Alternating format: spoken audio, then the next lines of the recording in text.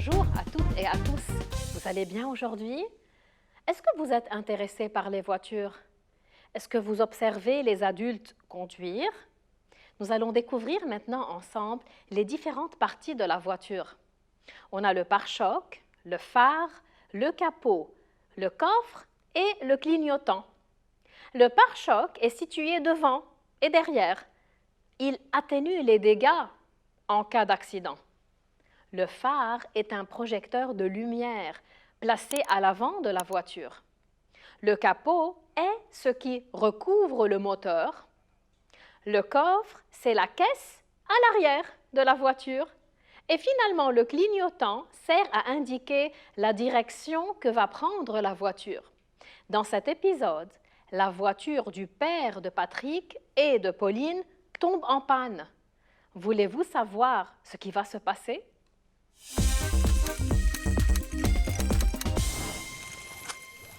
La panne de voiture.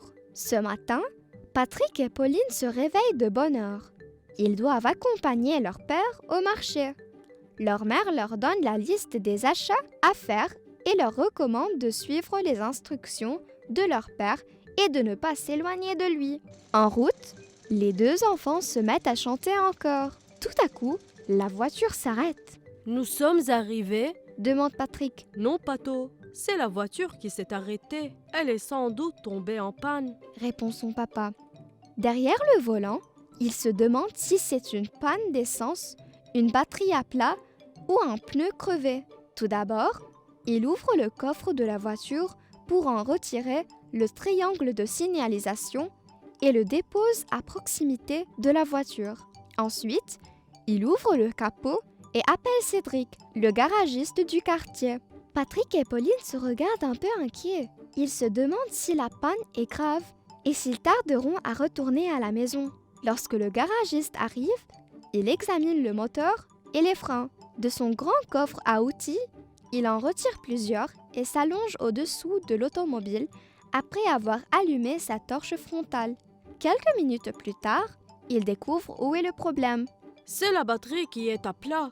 Ne vous en faites pas, je retourne dans 10 minutes pour la changer. » Finalement, les enfants retrouvent leur joie lorsque la voiture démarre de nouveau. « Papa, la fois prochaine, je garderai les batteries de ma poupée avec moi. Cela pourra te dépanner. » Le père de Pauline éclate de rire devant les paroles innocentes de la petite fille.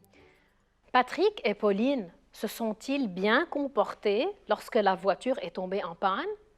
Oui, ils se sont inquiétés, mais ils n'ont pas dérangé leur père en se lamentant et en réclamant le retour rapide à la maison. Alors nous allons lire ensemble le texte qui s'intitule « La panne de voiture ». Ce matin, Patrick et Pauline se réveillent de bonne heure. Ils doivent accompagner leur père au marché. Leur mère leur donne la liste des achats à faire et leur recommande de suivre les instructions de leur père et de ne pas s'éloigner de lui. En route, les deux enfants se mettent à chanter en chœur. Quels sont les personnages de ce récit? Patrick, Pauline et leurs parents.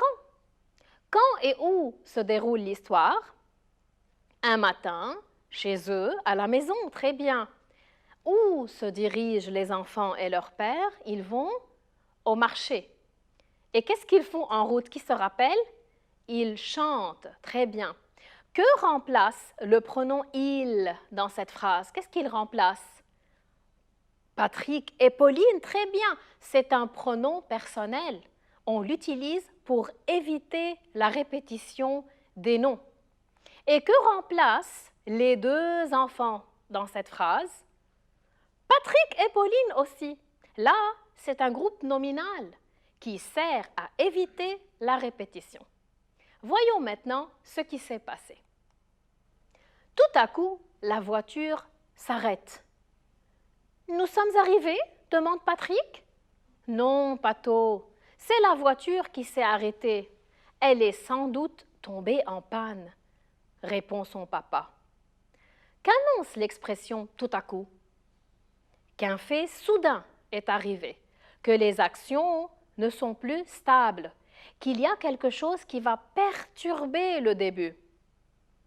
Quel fait perturbe leur joie? La panne de la voiture. Regardez, dans la phrase « Elle est sans doute tombée en panne », que remplace le pronom personnel « elle » ? La voiture. Très bien. Maintenant, on va voir ce qui s'est passé. Derrière le volant, il se demande si c'est une panne d'essence, une batterie à plat ou un pneu crevé. Tout d'abord, il ouvre le coffre de la voiture pour en retirer le triangle de signalisation et le dépose à proximité de la voiture. Ensuite, il ouvre le capot et appelle Cédric, le garagiste du quartier. Patrick et Pauline se regardent un peu inquiets. Ils se demandent si la panne est grave et s'ils tarderont à retourner à la maison. Lorsque le garagiste arrive, il examine le moteur et les freins. De son grand coffre à outils, il en retire plusieurs et s'allonge au-dessous de l'automobile après avoir allumé sa torche frontale. Quelles sont les raisons de la panne selon le père? Une panne d'essence, ou bien une batterie qui est à plat, ou bien un pneu qui est crevé, qui est troué. Pouvez-vous remplacer le mot pneu par un autre mot, par exemple, qui a le même sens?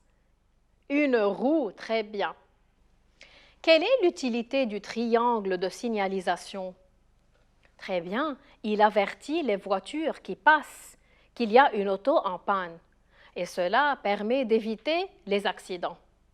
Qui le papa appelle-t-il? Cédric, le garagiste, qu'il connaît bien sûr. Et pourquoi les enfants sont-ils inquiets?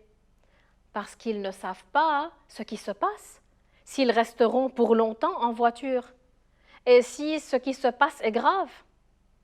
Et le garagiste, que fait-il?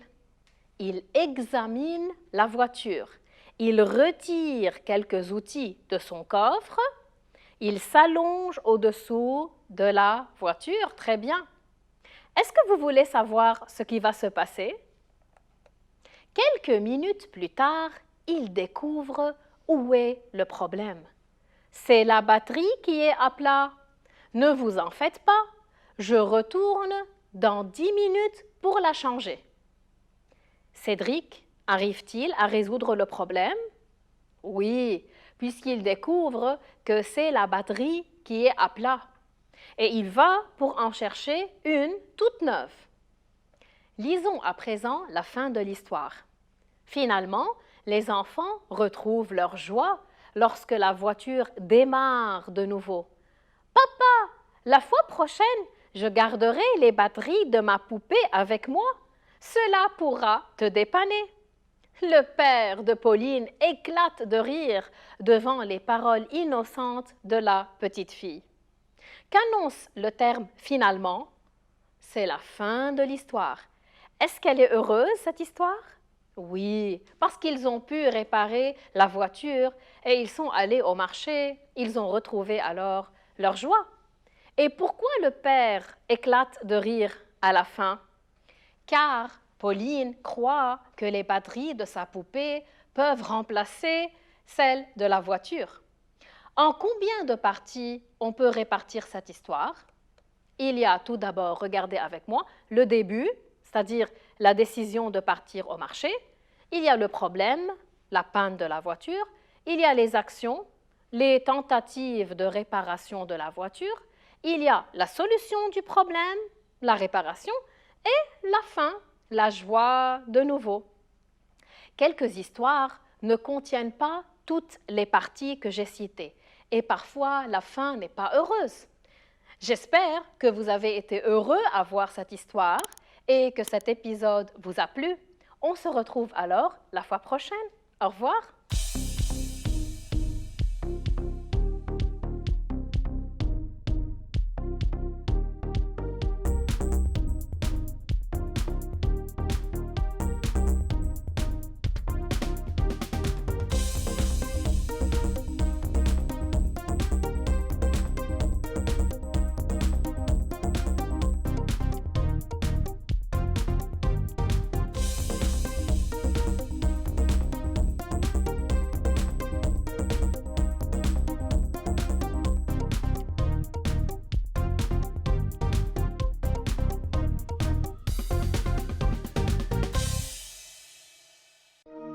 لمشاهدة المزيد من الحلقات زوروا سات 7 بلس.